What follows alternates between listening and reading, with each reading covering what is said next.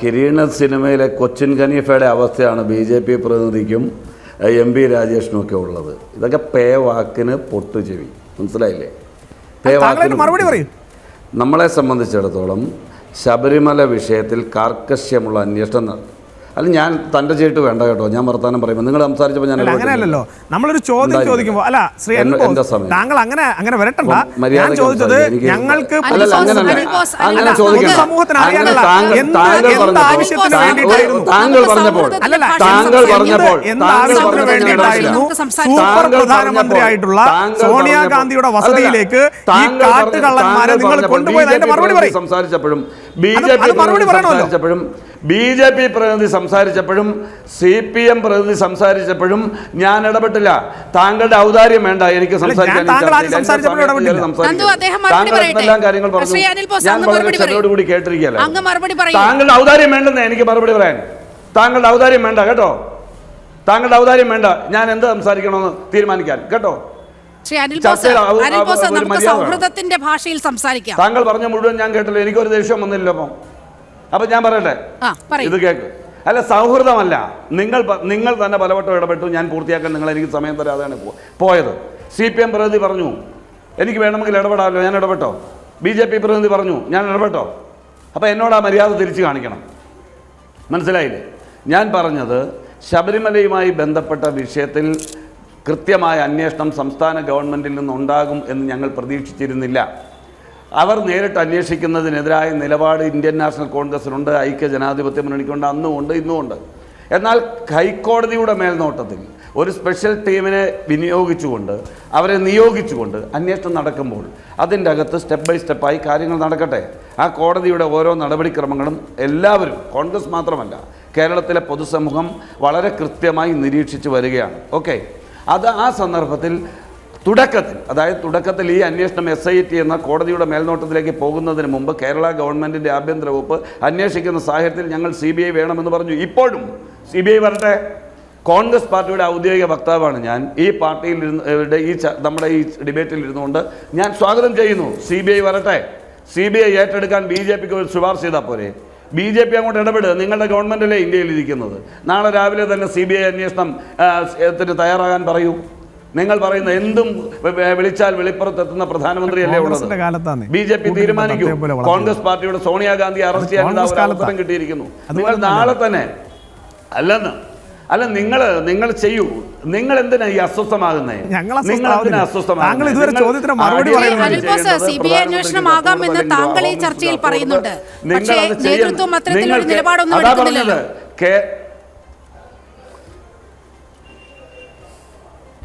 തീർച്ചയായിട്ടും നേതൃത്വത്തിന് നിലപാടുണ്ട്. ഒരു വിഷയത്തിൽ ഒന്നിലധികം തവണ പത്രസമ്മേളനം നടത്തിയും പോരാട്ടം നടത്തിയും സമരം നടത്തിയും ഞങ്ങൾ നിലപാട് വ്യക്തമാക്കിയിട്ടുണ്ട്. ഒരു കാര്യത്തിൽ 9 തവണ ഒരു കാര്യം പറയേണ്ട കാര്യമില്ല. ഞാനിവിടെ വന്ന് കോൺഗ്രസ് പാർട്ടിയുടെ ഔദ്യോഗികമായ തീരുമാനമില്ലാത്തൊരു കാര്യം CBI വരട്ടെ എന്ന് എനിക്ക് പറയാൻ പറ്റില്ല. എൻ്റെ പാർട്ടി തീരുമാനം CBI അന്വേഷണം വരണം എന്ന് ഞങ്ങൾ ആവശ്യപ്പെട്ടതാണ്. വരട്ടെ.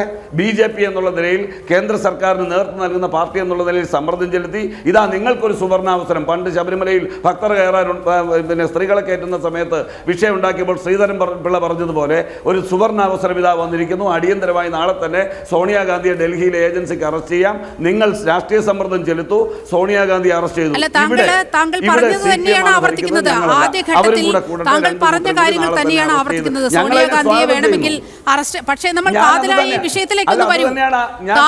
വിഷയത്തിലേക്ക് വരൂ. പോറ്റി മലയിലെത്തുന്നത് KC വേണുഗോപാൽ ദേവസ്വം മന്ത്രിയായിരിക്കുന്ന സമയത്ത് ഈ കൊടിമരം മാറ്റിയ സംഭവം അതിപ്പോൾ SITയുടെ അന്വേഷണ പരിധിയിലേക്കടക്കം വരികയാണ്. അതിൽ നിങ്ങൾ തീർത്തും പ്രതിരോധത്തിലാണ്. അതിൽ ഒരു മറുപടിയാണ് വേണ്ടത്. KC വേണുഗോപാൽ മന്ത്രിയായിരുന്ന വർഷം എന്ന് പറഞ്ഞേ, ആങ്കറുമായിട്ട് നമുക്ക് ചർച്ച മുന്നോട്ട് പോകാം. KC വേണുഗോപാൽ ഏത് സമയത്താണ് കേരളത്തിൽ ദേവസ്വം വകുപ്പ് മന്ത്രിയായിരുന്നു എന്ന് തൊട്ട് എന്ന് വരെയാണ് എന്നെ ഒന്ന് ബോധ്യപ്പെടുത്തുക. ഞാൻ കേൾക്കട്ടെ. മഹേഷ് പണിക്കർ ഒരു കാര്യം ചോദിച്ചുകൊള്ളട്ടെ. ഈ സമയത്ത് UDFന്റെ ഭരണസമിതി ഉണ്ടായിരുന്ന സമയത്താണ് ഈ കൊടിമരം മാറ്റാൻ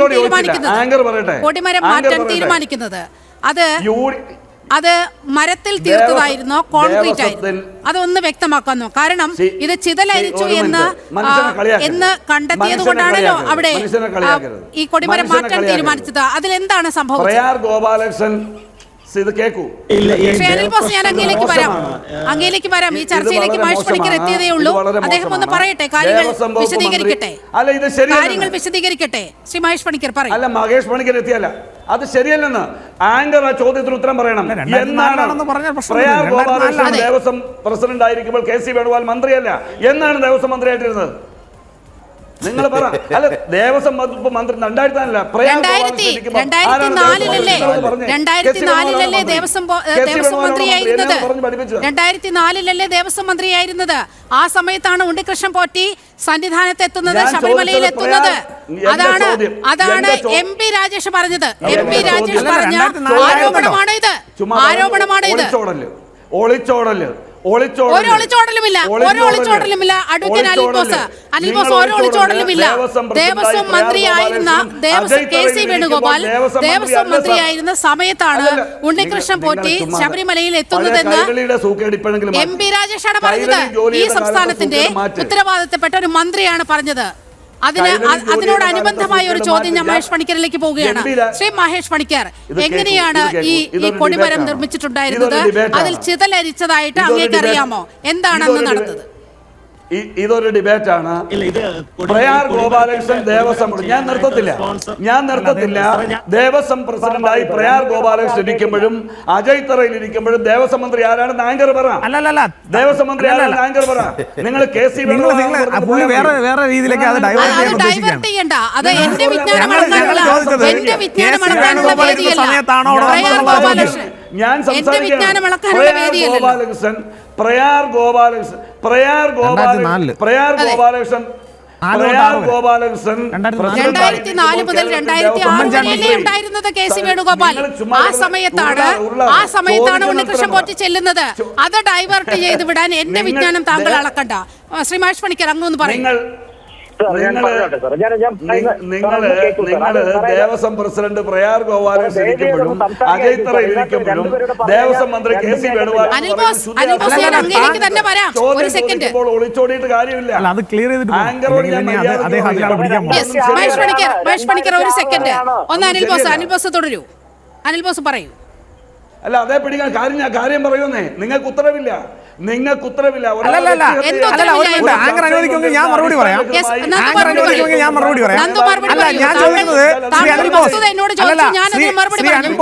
താങ്കൾ ചോദിച്ചത് കെ സി വേണുഗോപാൽ അല്ലല്ല, താങ്കൾ അങ്ങനെ ഒളിച്ചോടൊന്നും വേണ്ട, ഭീഷണിയൊന്നും വേണ്ട. താങ്കൾ പറഞ്ഞത് കെ സി വേണുഗോപാൽ ഏത് കാലഘട്ടത്തിലാണ് ദേവസ്വം ബോർഡ് മന്ത്രിയായിരുന്നതെന്നാണ് താങ്കളുടെ ചോദ്യം.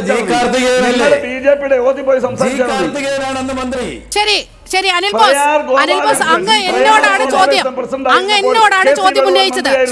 ശരി അവിടെ ഇരിക്കട്ടെ. എന്നോടാണ് ചോദ്യം ഉന്നയിച്ചത്. 2004 മുതൽ 2006 വരെയാണ് കെ സി വേണുഗോപാൽ ദേവസ്വം മന്ത്രിയായി ഈ സംസ്ഥാനത്തുണ്ടായിരുന്നത്. അത് അങ്ങേക്ക് വിസ്മരിക്കാൻ കഴിയില്ലല്ലോ. അന്നാണോ ഈ വാജിവാഹനം മാറ്റിയത്? 2004 വാജിവാഹനം അവിടെ നിൽക്കട്ടെ. ഉണ്ണികൃഷ്ണൻ പോറ്റി ശബരിമലയിൽ എത്തിയ കാലയളവാണ് ഞാൻ ചോദിച്ചത്. ശബരിമലയിൽ ഉണ്ണികൃഷ്ണൻ പോറ്റി എത്തുന്ന കാലയളവാണ് ഞാൻ അങ്ങയോട് ചോദിച്ചത്. വിഷയം പഠിച്ചിട്ട് വാ.